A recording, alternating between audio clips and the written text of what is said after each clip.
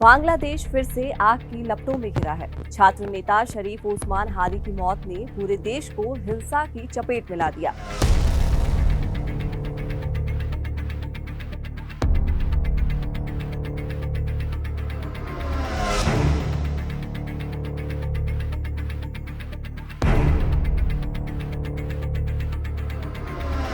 Media house जलाए जा रहे हैं, अल्पसंख्यकों पर हमले हो रहे हैं और अब एंटी इंडिया नारे गूंज रहे हैं।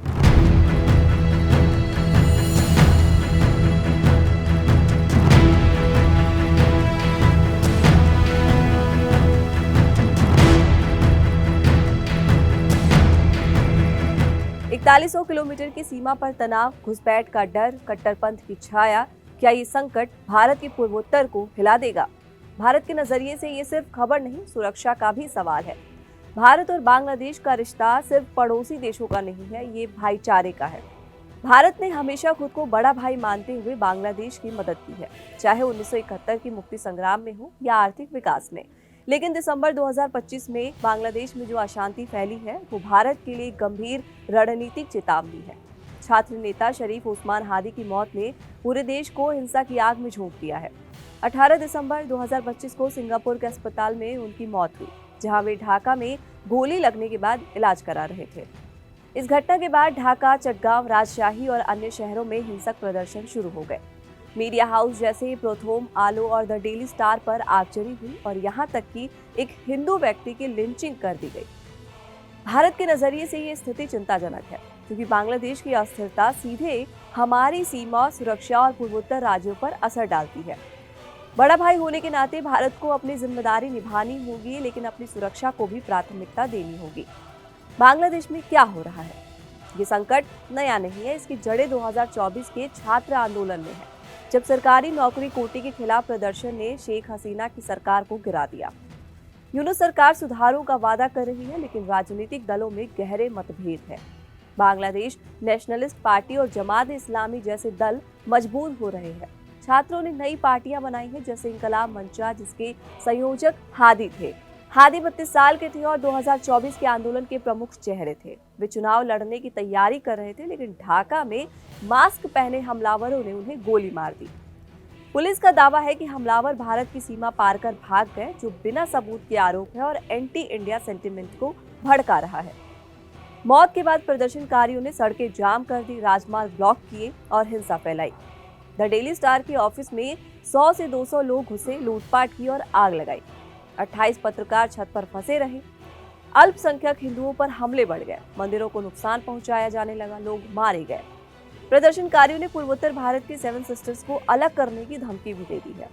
यूनुस सरकार ने जांच का वादा किया, लेकिन कानून व्यवस्था कमजोर दिख रही है।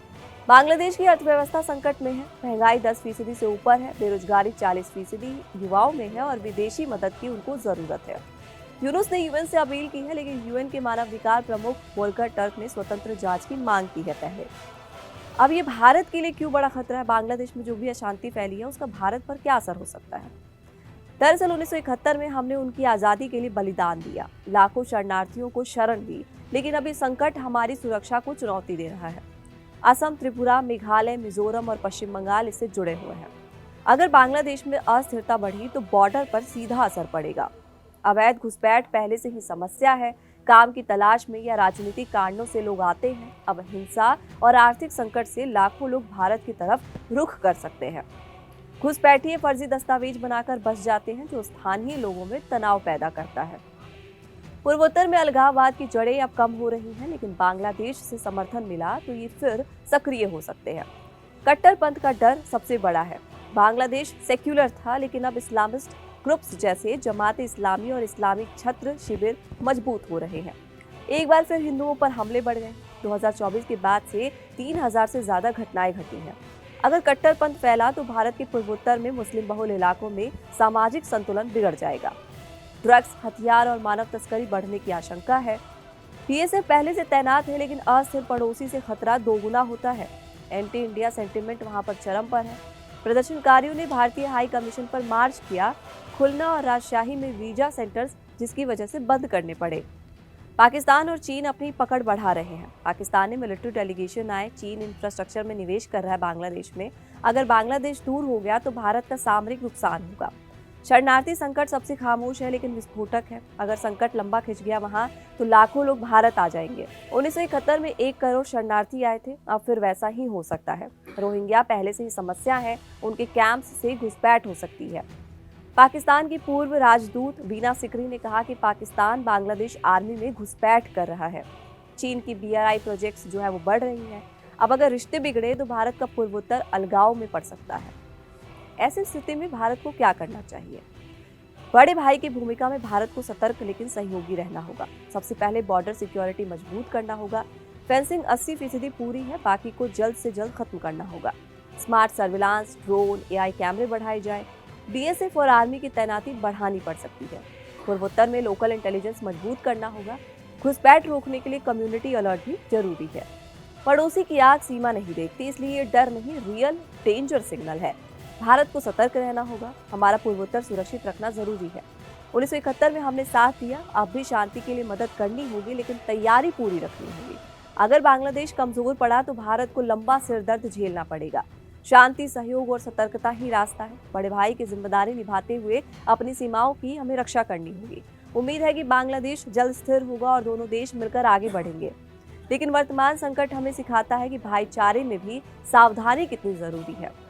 फिलहाल इस वीडियो में इतना ही। ऐसे ही और भी खबरों को जानने समझने के लिए हमारे चैनल कड़क को सब्सक्राइब करना बिल्कुल ना भूलें।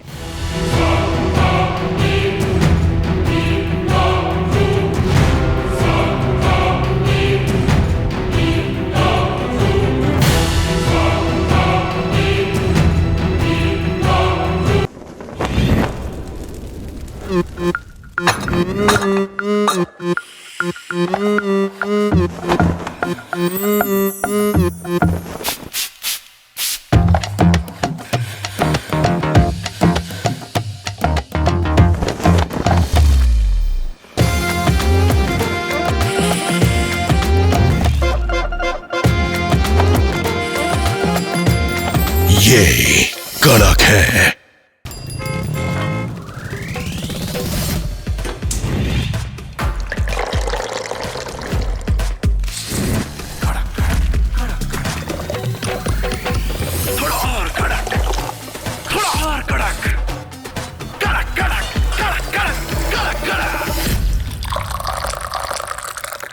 ये कड़क है।